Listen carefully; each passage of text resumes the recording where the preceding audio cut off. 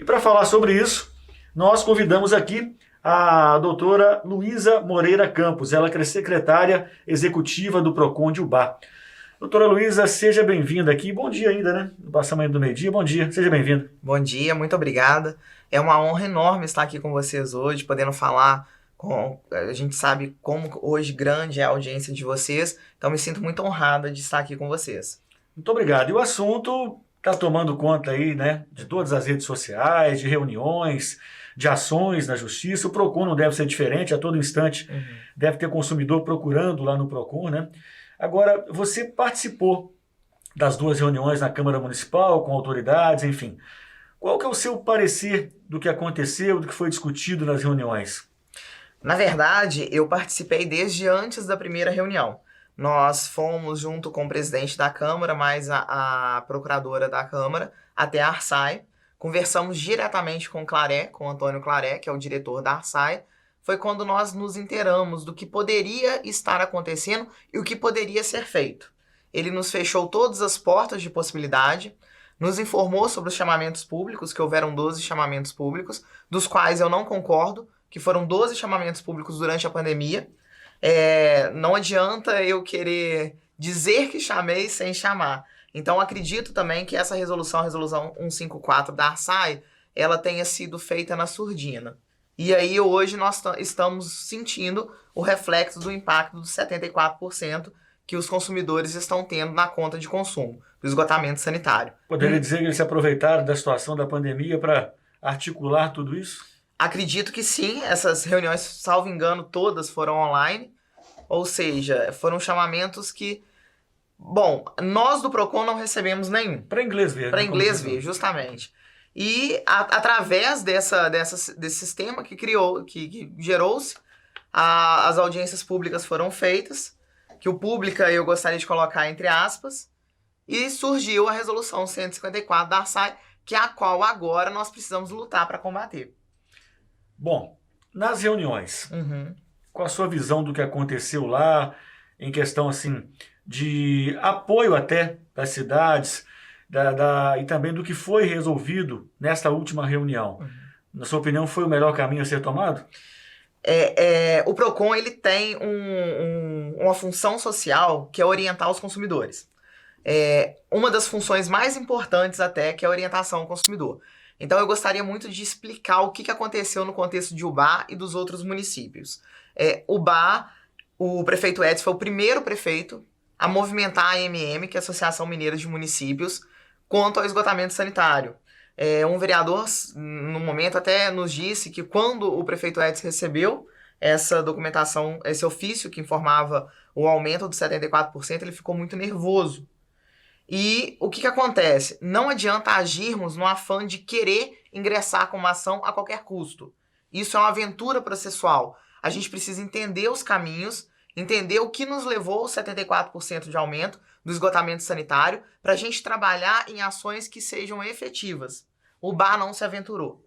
E hoje eu, de antemão, na causa que defendo do consumidor, eu dou parabéns ao município de Ubá pela aventura de não se aventurar. Por quê? Porque agora existia até então uma teoria onde queria congelar a taxa de 74%. Foi aceito, salvo engano, na ação de São João Nepomuceno, ou São João del Rei, desculpa o equívoco.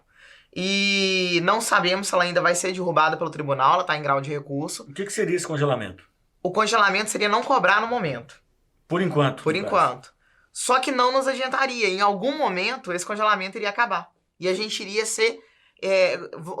nós iríamos voltar a ser cobrados. Na prática, só iria adiar. A gente iria jogar o problema para frente. A gente iria só adiar, justamente.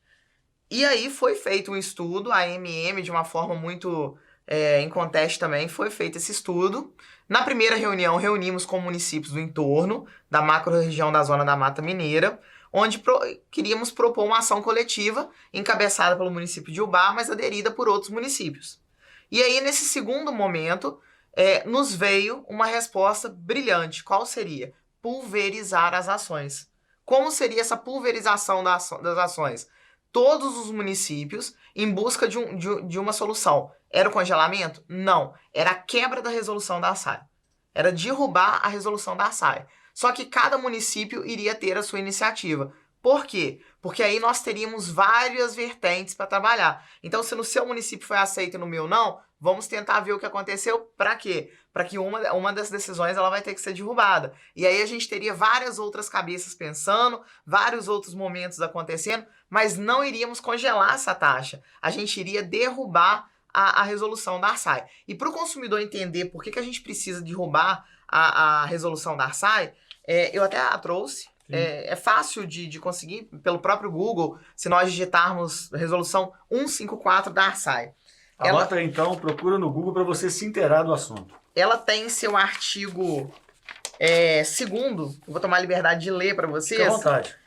Estabelecer a cobrança pelo serviço de esgotamento sanitário em razão da conexão da edificação à rede pública de esgotamento sanitário, com a coleta e o afastamento do esgoto sem qualquer diferenciação tarifária em razão da existência ou não de tratamento de esgoto coletado para o usuário. Ou seja, é uma resolução que ela não olhou o consumidor em hipótese alguma. Ela trabalhou para si. Ela não trabalhou em ver a situação do consumidor, que hoje é gravíssima. É gravíssima, principalmente os consumidores de baixa renda, que estão sendo impactados de uma forma muito incisiva. E o Código de Defesa do Consumidor, ele trabalha em tutelar os direitos desse consumidor. Também aguço aí a curiosidade de quem estiver nos ouvindo, de que seja um consumidor crítico e que procure realmente estudar. É sempre bom a gente ter conteúdo. O artigo 39, inciso 5º do Código de Defesa do Consumidor, ele nos fala que a vantagem manifestamente abusiva em desfavor do consumidor é vedada. E essa é uma vantagem manifestamente abusiva, por quê? Porque está nos sendo cobrado um serviço que não é prestado. Sim. Hoje o nosso esgoto, ele é depositado in natura no Ribeirão Bar, sem qualquer tipo de tratamento. E a gente tem um leque enorme de problemas que nos causa. Sanitário, ambiental, financeiro, então de saúde pública. São vários leques que a gente poderia trabalhar. Mas o que eu vejo de parâmetros, e que foi também debatido com o advogado da AMM, Associação Mineira de Municípios, é a questão de leis estaduais e federais que vão em desencontro a uma resolução. Então nós temos um conflito de leis, porque nós temos a resolução, inclusive, que criou a ARSAE, até refrescando aqui, 18.309, que foi feita a criação da ARSAE, que ela prevê que não pode ser cobrado por um serviço que não é prestado.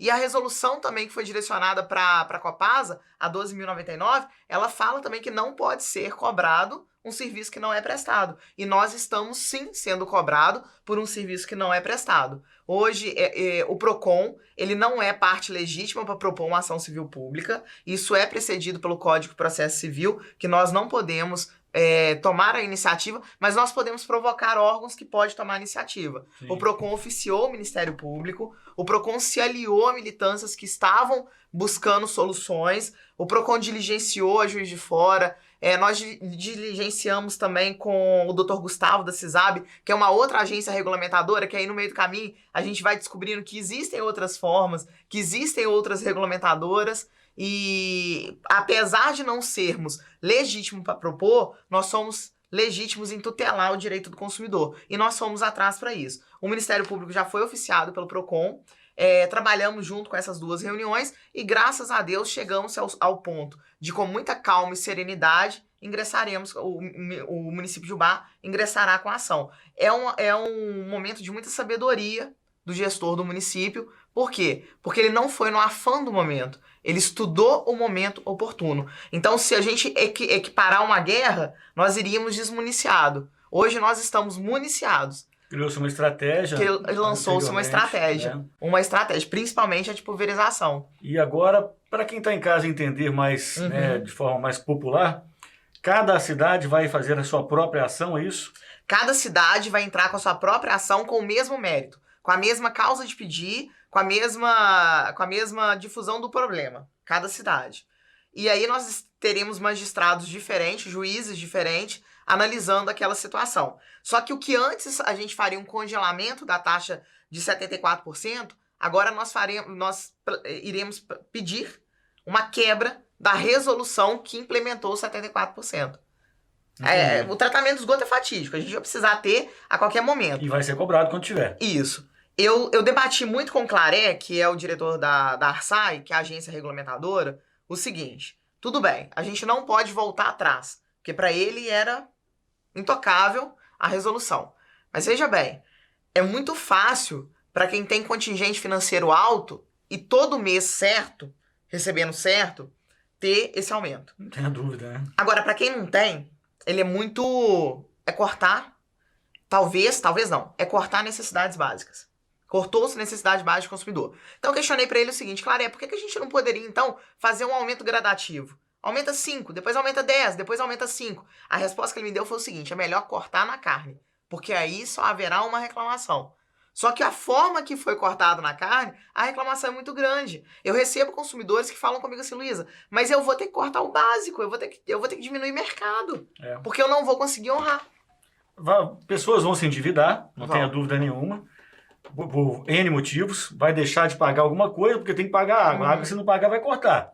A empresa tem esse direito, né, de cortar. Sim, eu costumo dizer que essas contas de serviço público, elas são compulsórias. Porque se ela chega pra gente, a gente pode questionar, a gente pode não querer, a gente pode ficar nervoso, bravo, mas a gente tem que pagar. Mas tem que pagar. A gente não tem outra alternativa. Igual muitos consumidores chegaram no Procon: ô Luísa, mas o que eu vou fazer? Eu não vou pagar. Não, eu oriento o seguinte: tem que pagar por 2 motivos. Primeiro, se não pagar, haverá o corte de um serviço essencial e básico que a gente precisa. Sim. Hoje é impossível viver sem água. E o segundo, se não pagar também, a gente tem a contrapartida das negativações, que pode desencadear um problema muito maior depois para o consumidor. Então, é o que eu citei. As pessoas vão se endividar, vão ter problemas aí com o seu próprio nome, né, com o seu crédito, enfim. Justamente. É uma coisa complicada, bem complicada, onde só o consumidor será afetado, não tenha dúvida nenhuma. E essa última frase que eu li, não sei se você atentou, aqui sobre Visconde do Rio Branco, eu fiz questão de frisar que a Copasa, aliás, que a Arsai, na nota, alegou justiça tarifária. O objetivo desse aumento era justiça tarifária. A gente sabe que é uma tremenda injustiça, né? Eu vou esclarecer para você o que a Arsai está trabalhando em cima dessa justiça tarifária. Segundo ela, alguns municípios, inclusive Ubá, tinham subsídio, por um tempo, de 1,75%. E existia algumas cidades que tinham tratamento de esgoto, e outras não. Então, algumas cidades estariam custeando o tratamento de outras. Então, por exemplo, às vezes você morava em uma cidade diferente da minha, eu pagava menos, você pagava mais, mas você estava custeando o meu tratamento de esgoto. Pois bem, que fosse assim. Se a agência está lá para regulamentar, ela tinha que ter visto isso desde o início. Não adianta, no meio do caminho, ela ver um erro e querer sacrificar o consumidor para suprir aquilo que aconteceu. Então, o que ela fez? Ela fez esse aumento para equiparar. Portanto, ela ia chamar de tarifa única, para equiparar todos os municípios. Mas não tem mesmo assim equiparação, porque existem municípios que têm tratamento, existem municípios que não têm. Existem municípios que têm um contingente alto de consumidores, existe um município que não tem. Em resumo, todas as cidades vão ter que pagar essa mesma taxa? Todas as cidades vão ter que... Mesmo quem não vai ter tratamento? Mesmo quem não vai ter. O que então faz... continua a injustiça? Continua. Não, mas aí o que nós queremos agora é uma salvaguarda com a ação. Que a ação irá explicar todo esse processo. Para quê? Para que estagne. Para haver estagnação. Eu não concordo, vou continuar sem concordar, vou argumentar sempre que for possível esse artigo 2º. Eu não posso chegar para um consumidor e falar: você vai pagar havendo ou não tratamento de esgoto. Havendo ou não. Não estamos em condição financeira de custear obras. Talvez a gente não tenha condição financeira nem de custear nossas próprias obras. Com certeza, entendeu? A maioria não. Porque tá muito difícil. A maioria tá do muito consumidor caro não. viver. Tem consumidores aí que apresentaram contas para nós aqui de R$400 e ganham um salário mínimo para sustentar a família. Nós recebemos consumidores em todos os níveis de situação. E aí a gente não pode fazer uma diferenciação pelo seguinte: às vezes aquele consumidor que recebeu, por exemplo, pagava 70, a conta foi para 180, vamos colocar esse disparate aí. Mas a conta não tá barata, não. A gente tem que ver a situação de cada consumidor. A situação é muito diferente. Tem núcleo de famílias que não estão conseguindo gerir e tudo tá muito caro, não é só a água. E aí a gente ter esse aumento é muito difícil. É muito difícil nós termos. O Claré, ele nos disse no momento que estivemos lá que o aumento foi de 3... que cada núcleo familiar cada contexto familiar, onde tem um arrimo de família, ou seja, um pagador de contas, ele compromete 3%. 3%? 3% do montante dele com conta de água. Eu te garanto que o meu é muito maior. Não, eu disse pra ele, e me perdoe aqui a ironia, eu disse pra ele, Claré, olha, eu sou loira, mas eu faço alguma matemática. 3% você tá brincando com a gente. Você tá brincando com a gente. 30 é pouco. Acho que 30 é pouco. Isso, justamente. Não. Dependendo aí da situação. Dependendo da situação, nós chegaríamos a esse patamar. Exatamente. Esse patamar. 3 é brincadeira, é piada, né? Agora, doutora, eu penso o seguinte, a minha forma de pensar, isso aí é claro, o capitalista, o dono de uma empresa que quer gerar lucros, quem está à frente de uma empresa que vive visando o lucro, não tem empatia, não há de se esperar empatia daquela pessoa. Ele só tem empatia com o lucro, somente isso. Porque eu estou falando isso por quê? Porque muita gente fala assim, poxa, não tem nem empatia com a população em plena pandemia. Gente, não espera isso não. Não espere isso de um gestor de empresa que visa lucro, não. Jamais vai acontecer isso. A empatia dele é somente com o dinheiro, é somente com o aumento do lucro dele sempre. Estou errado? Como podemos ter empatia por uma regulamentadora que usou o pior período que já vivemos, que é um período pandêmico. Historicamente, que a gente nunca nem imaginou viver, sim, para trabalhar em cima de audiências públicas para aumentar uma tarifação, elevá-la a 74%. No nosso caso, claro. Como que a gente pode ter empatia? Eu queria tirar uma dúvida com você, é o seguinte, também, eu estou ouvindo algumas pessoas alegarem, não, a Copasa não tem culpa, é a Arsai que aumentou, a Arsai é que tem culpa. Ou seja, está jogando toda a parte de vilã para a Arsai e deixando a Copasa como coitada, como justa. É isso. Esse contexto da agência regulamentadora, ele foi inserido agora, que agora a maioria dos consumidores nem sabia o que era nem sabia que existia a Arsai, né? E achava até mesmo que quem tarifava era a Copasa. Só que eu vou te falar o seguinte, se você está tendo uma vantagem e você vê que essa vantagem não é legal, mas você fica calado tendo a vantagem, você tá certo? Jamais. Então a Copasa, no meu ver, tá? Essa é uma opinião isolada minha opinião, ela também não tá correta. Ela poderia reunir, ela poderia dizer, não, ela preferiu calar-se. Ela tá tendo o benefício dela. E será que se a Arsai não tarifasse 74%, será que se a Arsai desse um déficit, a Copasa ia ficar calada também? Duvido. Duvido muito. Entendeu? Agora eu pergunto para você, doutora, esse aumento, ele parte de cima para baixo, ele é uma permissão da Arsai, ou ele é uma, vamos dizer assim, uma determinação da Arsai? Foi a Copasa que vai até lá e pede esse ajuste, ou vem de cima para baixo, vem da Arsai para a Copasa? Qual que é o caminho? Então, a regulamentadora, de tempos em tempos, e salvo engano são 4 anos, ela faz a regulamentação dos serviços. Como que é essa regulamentação? Ela vê qual que é o tarifário, ela vê como que está a questão tarifária, o que está sendo feito, o que não está sendo feito. E nesse meio tempo, ela revê a tarifação. Então, não existe nenhuma provocação da Arsai para que ela faça a regulamentação. Ela é obrigada a fazer essa regulamentação. Então, chegou o seu momento onde foi feito, e de forma impositiva, através da resolução 154, ela impôs ao consumidor esse aumento. Entendi. No caso, a Arsai mesmo. A Arsai mesmo. A tarifação, ela é feita para a Arsai. Nós até solicitamos, e o Claré nos negou o seguinte, e também mesmo que ele nos fornecesse, a gente precisaria talvez de um economista para estar nos ajudando nessa questão. Qual que seria o custo? O custo hoje que a Copasa tem em esgotamento sanitário, porque nós não temos tratamento, esgotamento, e em tratamento de água. Qual seria esse custo? O esgotamento no rio. Vamos dizer assim, a desova, popularmente falando, do esgoto. Isso. Né? Então, nós pedimos ao Claré para que nos desse uma planilha. Eu tô até hoje esperando essa planilha. Porque pra gente, pelo menos, ter uma noção. Seria interessante que a gente tivesse essa noção. Quanto custa? Quanto custa pra Copasa hoje? O que é? Porque a Copasa, ela dividiu, foi o ano passado, um coeficiente alto de dividendos. Não sei se foi 4 ou 8 milhões, eu posso procurar me inteirar melhor depois. Mas qual que tá sendo o custo hoje? Qual que é o custo hoje? Foi o que a gente requereu. Não, o PROCON não tem autonomia, nós somos um órgão administrativo, Mas, como eu disse anterior e digo de novo, nós podemos provocar quem tem, e a ação ela é competente para tudo isso, ela é competente até mesmo para ver qual que é essa situação. Nós temos outras opções, que seria, igual foi questionado o prefeito Edson, vai tirar a Copasa? A gente precisa analisar muito bem isso. Será que tirar a Copasa é a solução? Hoje a gente vê que quem regulamenta a tarifação não é a Copasa, quem regulamenta a tarifação é a Arsai. Então a gente precisa tá entendendo se tirar a regulamentadora, trocar a regulamentadora, uma questão dessa ou outra questão, o que seria mais interessante no contexto hoje. Por isso que eu sempre falo, nós precisamos ser consumidores críticos, nós precisamos ser consumidores que estudam o contexto daquilo dali que a gente está querendo lutar. Para quê? Pra gente... Nós temos lei, nós temos um conjunto de lei que nos rege.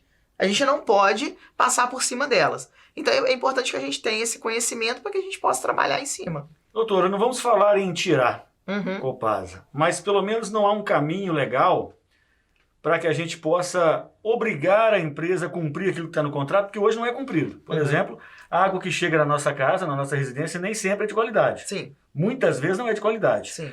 Muitas vezes nem chega. Em alguns períodos nem chega. E além dos serviços que são prestados no esgoto, na rua, até no próprio sistema de água de fornecimento, ele não é eficaz.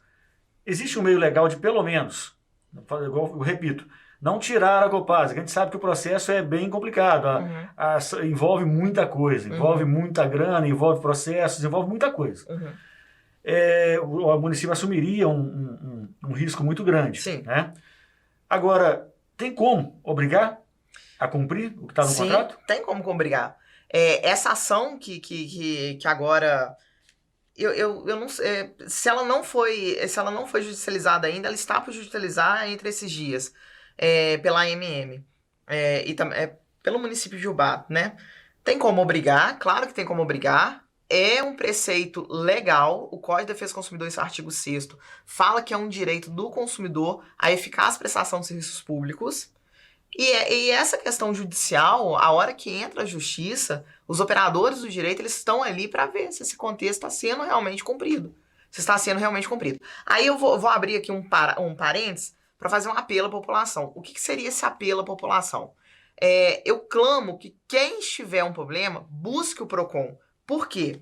Mas eu vou buscar o PROCON, mas o PROCON pode congelar minha taxa? Não posso. Não posso. Mas eu vou procurar o PROCON vai poder me fazer não pagar a conta? Não vou, inclusive eu oriento, continue pagando. Então por que eu vou ao PROCON? Porque quando judicializarmos, que já está nesse patamar, e quando eu, por exemplo, o PROCON mandou um ofício ao Ministério Público, ele não vai nos requisitar informação. E como é que eu vou conseguir provar que está sendo grave a situação se eu tenho 1, 2, 3 consumidores que nos procurou? Entendi. Então, a gente tem todo um caminho para chegar no objetivo. E esse caminho a gente tem que ir procurando um passinho por outro até chegar no nosso denominador final. E ele passa também pela participação popular. Pela participação popular. Principalmente, né? Hoje eu te digo que a forma mais eficaz da participação popular está sendo vista pelos magistrados, pela promotoria, pelos outros operadores de direito, é através de buscar o seu direito na questão consumerista, tá? Junto a nós, junto ao PROCON. Muito bem. Já vou perguntar o que o consumidor precisa fazer, onde procurar, quais são os contatos, né? Quais são os meios de estar procurando o PROCON. Antes eu vou ler aqui alguns comentários. Tá. LBM Gold Distribuidora aparece aqui, né? Parabéns, Luísa, é isso mesmo. Júlio César Marques, Luísa Campos, excelente profissional. Vânia Jacó também. Luísa Campos, dedicação e competência. Lucilena Marques concorda, muito competente ela, verdade. Grande profissional. As pessoas estão a favor do seu trabalho, elogiando muito aqui nos nossos comentários o seu trabalho. E elogiando o trabalho do PROCON também, né, do empenho do PROCON junto à população nesse caso, além de outros casos, nesse caso aí também, principalmente. Copasa é capital misto, os acionistas não perderão dinheiro, não investem, só querem lucros. É a opinião aqui do Cristiano José Moreira. E vou fazer um comentário aqui que é o seguinte, eu acredito que tem uma relação vinculada à Bolsa de Valores da Copasa. Isso que ele falou aí é muito interessante, muito interessante. Você vê que é um consumidor que tem o espírito investigativo aguçado. Sim. Porque essa questão do investimento aí, eu já estudei, já trabalhei olhando, e eu acredito que tem, assim, uma conexão. Outras pessoas também alegam uma forte influência política. Né? Política, sim, também. Exatamente. Também. LBM, tem muitas empresas igual a Copasa, gestor de empresa que só vislumbra lucro, nunca trará benefício à população de verdade. Érica Silva, lindo ver a luta dela pelos direitos do consumidor. Uma profissional que vai além das suas funções. Grande admiração por você, Luísa. E vai por aí afora. Vários elogios, enfim. Júlio, eu vou abrir uma ação contra o prefeito Edson. Se ele assinou um novo contrato, também é responsável por fiscalizar a empresa. É isso mesmo, doutor? Leonardo Toledo está dizendo isso aqui. Então, o que acontece? O município, ele precisa gerir o esgoto dele. Ele precisa gerir o esgotamento e ele precisa também de abastecimento hídrico. Nós não temos hoje como abastecer de uma hora para outra. Como que a gente vai abastecer uma cidade tão populacional igual o Bar?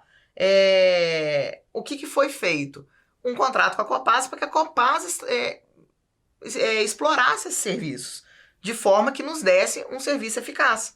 Então, quando assinou esse contrato, foi uma busca também do município de viabilizar a situação que nós, no momento, precisávamos, que era o tratamento do esgotamento sanitário e o tratamento de água.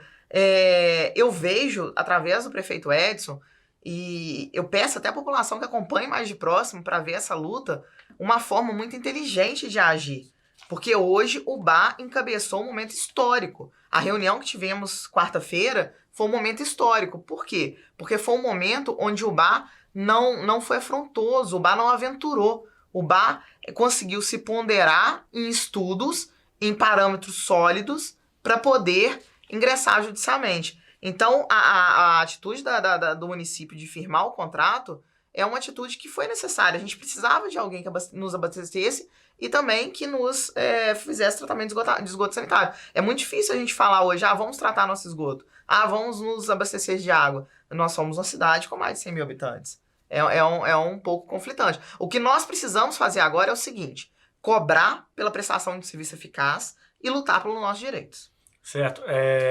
Eu ia fazer a seguinte pergunta. No caso aí, essa questão, muita gente não leu, não entende, não observou, não procurou pesquisar.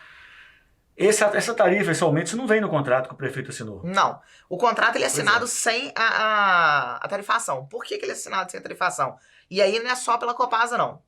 Qualquer um que fosse explorar esse serviço hídrico, ele seria assinado sem a tarifação. Porque a empresa que vai explorar esse serviço, ela não se autotarifa. Quem tarifa é a regulamentadora. Quem vai tarifar é a regulamentadora. Então, por isso que o contrato, qualquer contrato que fosse, seria assinado sem essa tarifação. Aí depois seria feito um estudo de impacto ambiental, no caso do esgotamento, um estudo de impacto hídrico, onde assim iria-se chegar-se à conclusão de qual tarifação seria aplicada para aquele município. Pois é, que muita gente acha que isso aí está no contrato, que o prefeito assinou, uma coisa que já sabia que ia aumentar, e não é por aí, isso não está no contrato, como a doutora disse, isso vem lá de cima, vem da SAI, que é a agência regulamentadora, ou seja, a Copasa não tem o direito, vou fazer só um resumo, a Copasa não tem o direito de colocar o preço que ela quiser.